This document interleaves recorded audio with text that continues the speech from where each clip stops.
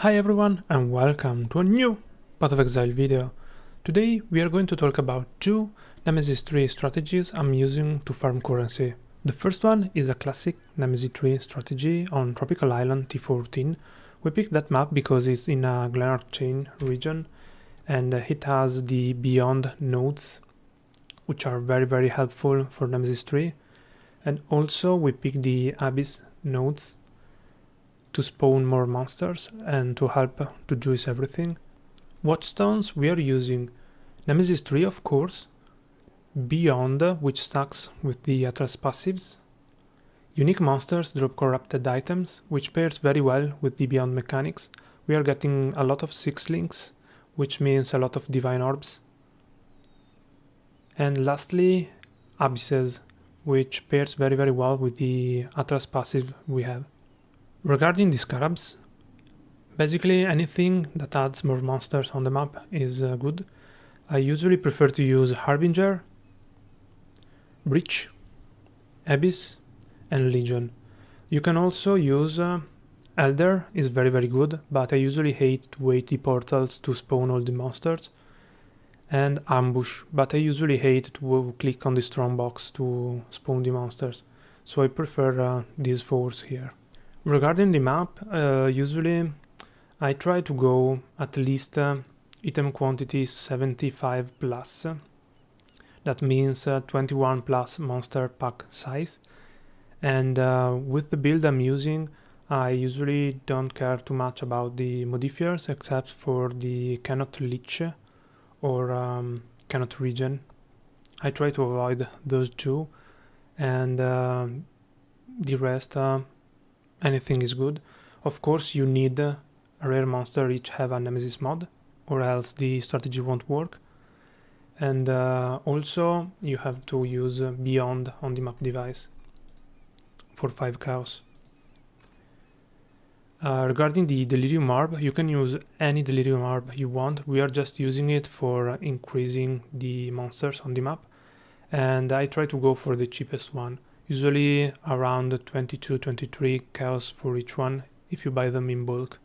Regarding the build I'm using, like I mentioned in my last video, I'm using a 5-way carry with the Wind Reaper as a bow and with the Azenant Chant for helmet with Sniper Mark, Hydrosphere, Bone Chill support and Creeping Frost to boost my single target on the Beyond demons. And beside that, the build is identical to the 5 carry one. I will leave a link in the description for the PoB. If you want more detail, check out my 5-way carry video.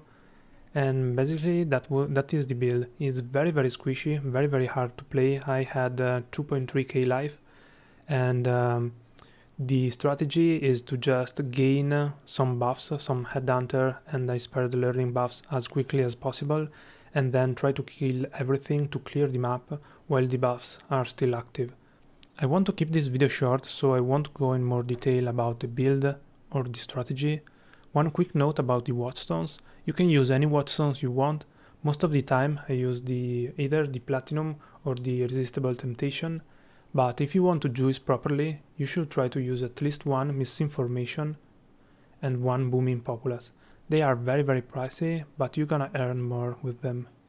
Let's move on with the second Nemesis 3 strategy, which is farming Tower T12 with a Magic Find build. So in the past week, many content creators farmed themselves 1 or more Mage Bloods with this strategy. It's insane. I still have to find 1 Mage Blood, so I'm gonna keep farming with this strategy from now on. The strategy is very similar to the other one. We are still using Nemesis 3 with Beyond, with unique monsters drop corrupted items, and for the last one I'm still using Abysses, and you can use anything that adds more quantity on the maps, like Hunted Traitor, Legions, Breaches and stuff like that. Regarding the scarabs, I'm using a Reliquary. Since we are a Magic Find build, we have a lot of increased temporality, and we hope to find a Mage Blood on some other good uniques, so a Reliquary is must have. Cartography, that will help us to self-sustain the maps. Tower T12 is kinda hard to self-sustain, and also the map is worth at least 10 chaos, so it's a very good scarab to use. If you don't have trouble to self-sustain the maps, you can use something else to increase the monster packs. For example, I will probably use Abyss or Breach. Next one is Harbinger. I'm using the rusted one because it's cheap, and self-explanatory, we have the Harbinger passives, so this is very good. Last one, Divination. This is very pricey, but since we are farming tower, we have a high chance to drop the Nurse, which is worth a lot, and this is a must-have in my opinion. If you are juicing your maps, you have to use some good scarabs. Same as earlier, regarding the Delirium Orbs, we are using the cheapest one. We just use them for to get more monsters. This time the scarabs are kinda mandatory in my opinion. As mentioned earlier, the only one you can change is the cartography, because the reliquary is a must-have if you're looking for a mage blood. This is a must-have. The divination is a no-brainer because the nurse. The harbinger is too good to skip because of the Atlas passives, and also Harbinger's packs are full of rare monster. They give you a lot of buffs with the Headhunter. It's very good. And again, if you want to change the cartography one, you can use Breach, Abyss or Legion maybe to increase the monsters on the map. The build is very different from the 5-way carry one. Let's look at the equipment first, and then we look at the gems. So we are using the Wind Reaper, no brainer. I'm using Shadows and Dust to get Rampage instead of the Sadima's Touch. If you got a pair of Sadima's Touch with the Course implicit, you can use them. I prefer to use this one to get more damage and Rampage. We got an Headhunter, is not mandatory, but is very helpful, especially if you are farming T12. We got Vendor's Gamble. Try to aim to max roll for increased rarity and quantity. Mine are not perfect, but well. We are using Goldworm as boots, again no brainer. Try to aim for a max roll for increased item quantity. We are using Grids and Brass. I'm not a great fan of this chest, but we are trying to maximize the item rarity and item quantity, especially the item rarity, because we are looking for a mage blood, so this is a must-have. Quiver, we are using a Shaper influenced quiver because of the mod bow attacks fire an additional arrow, and beside that I'm using a spike point arrow quiver for the implicit for critical strike chance, and I'm looking for max life and damage rolls. So mine got attack speed, critical strike multiplier and chance, increase elemental damage and maximum life. And a quiver like this you are going to pay from 5 to 30-40x. It depends on the tier of the rolls. Amulet, we are using a gold amulet with the Shaper influence. The Shaper influence gives us increased quantity of item found, and the base, the implicit, is giving us increased rarity of item found. And beside those two mods, we are looking for life, resistance if needed, and damage mods. For the damage mods, gain physical damage as extra lightning or cold is very good. Also adds cold or lightning damage to attacks is very good. Lastly, for the helmet, we are looking for a synthesized helmet with increased rarity of item found as implicit and increased rarity of item found as a mod. We can craft increased rarity of item dropped by slain rare or unique monsters. And beside those, we are looking for resistance and life. This is a very pricey one. Flasks, we are using Quicksilver, Atzir Promise, Diamond, Dying Sun, and the Gold Flask.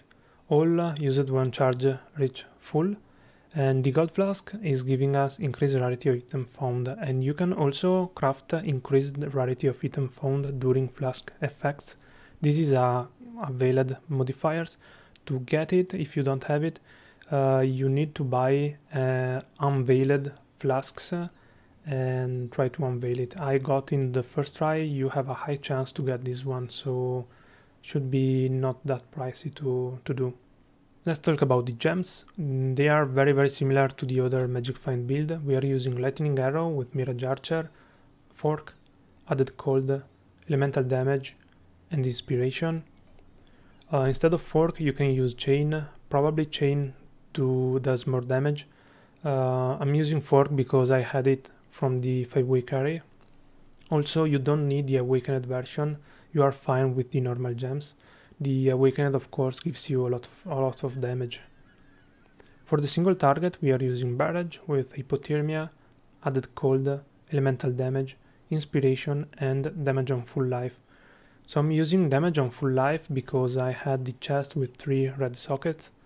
Ideally, I will probably use the Cold Penetration like in the Magic Find build.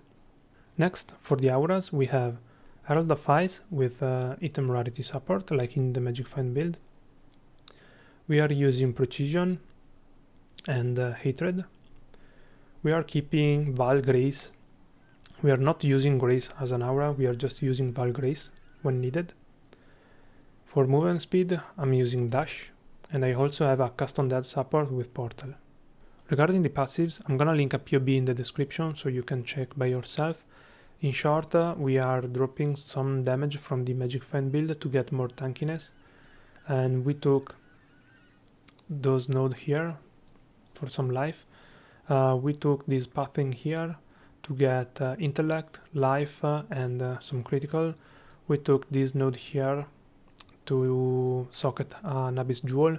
We are using the same jewel as the Magic Find build, so we are looking for max life and damage.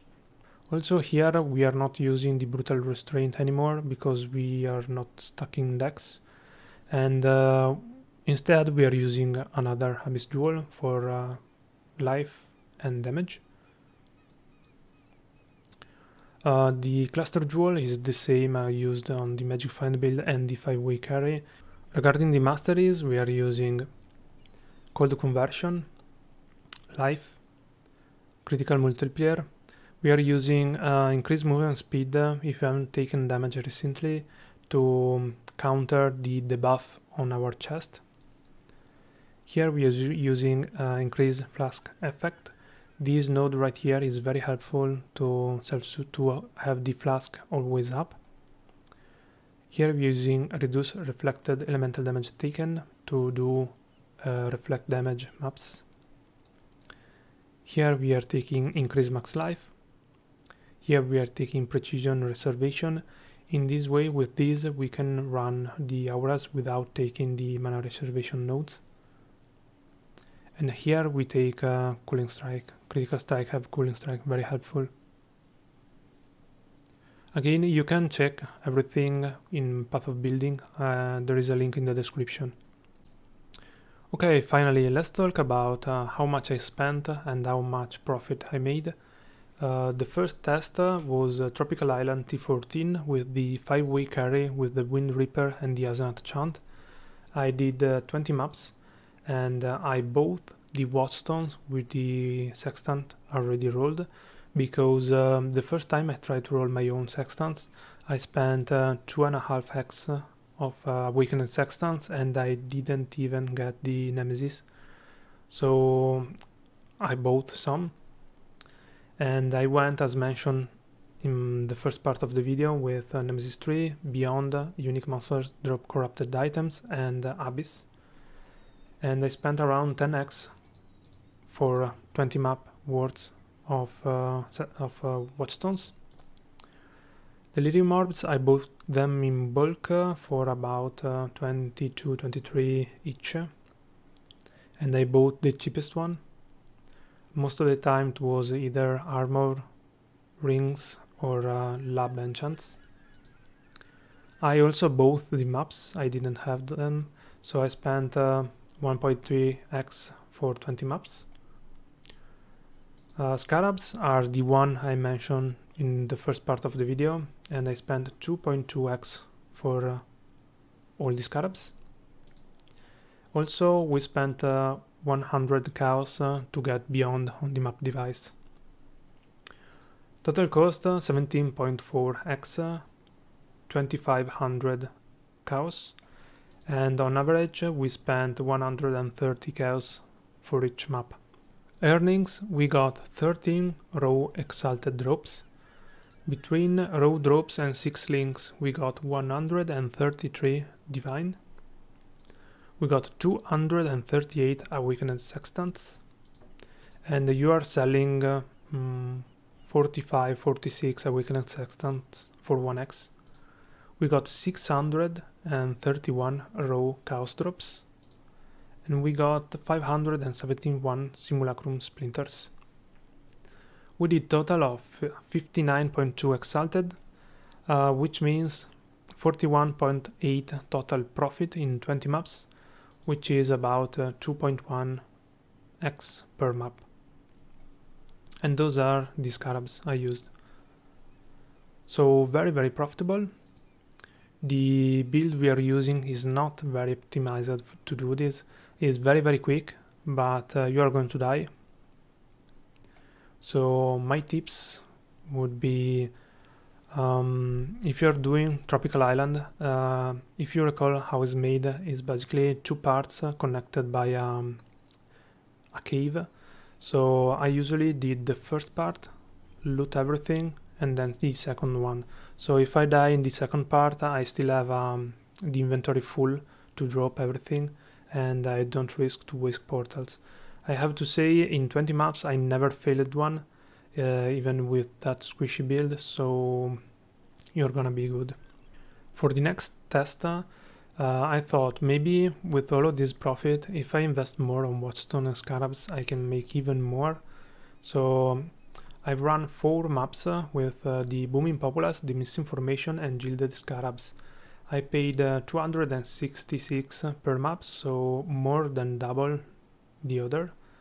And at the end of the day, we did 1.78x profit for each map, which is less than the other strategy, and we are actually earning more, 1x more per map.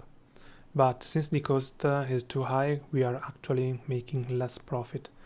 So I only run 4 maps of this kind. Maybe if I run 20 maps, we will have more profit, because I didn't have any lucky drop here. And the first try we had some lucky drops here. We got 2 scout, we got an enlighten. Next, regarding the tower strategy, at this point I didn't track in detail for every map the earnings.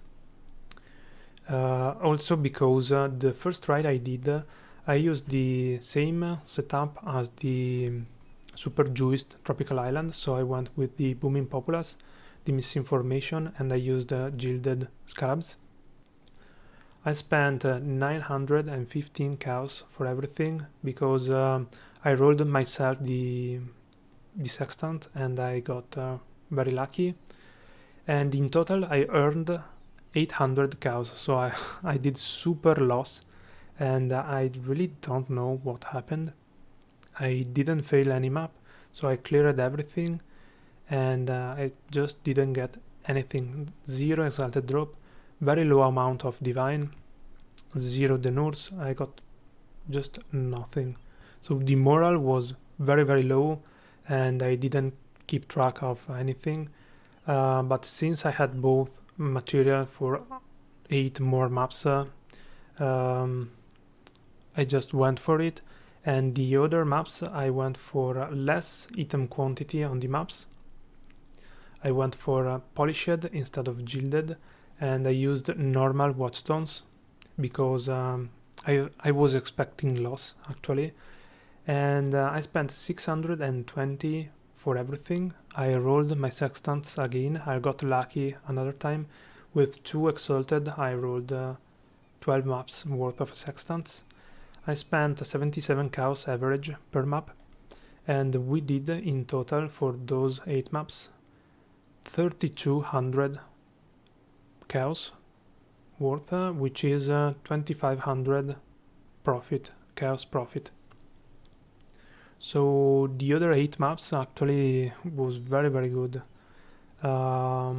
In total, we did, if we are counting the first 4 maps and the last 8, we made 1.6x per map, which is very good considering we are running tower to have a high chance to find a mage blood, and we can farm a mage blood while making profit. This, in my opinion, is very good. If we are not counting the first 4 maps, which were cursed, I think we got really nothing in those maps. If we are counting only the last 8 maps, we are making 2.2x per map, which is similar to the Tropical Island T14 Nemesis 3 strategy, and it's insane because we are farming tower T12 to have a chance to find a mage blood, and we are still making profit as Tropical Island T14. So to compare the two strategies, in the tower we are using less juice, but we are making up the less juice with the Magic Find build, and as you can see, the profit per map is very similar to the Tropical Island one. Without a Magic Find build, I won't even consider to run tower with Nemesis 3. It will probably be better to run Tropical Island T14. And that's it for today. In the near future, I'm gonna try a mid-investment T12 tower strategy with the Magic Find build, and I'm gonna compare it with the Nemesis 3 farming strategy to see which one is better to do. So subscribe if you want an update on the next videos. Leave a like if you enjoyed the video, and if you have any question, feel free to leave a comment down below. Thanks very much for watching, and stay safe, Exile.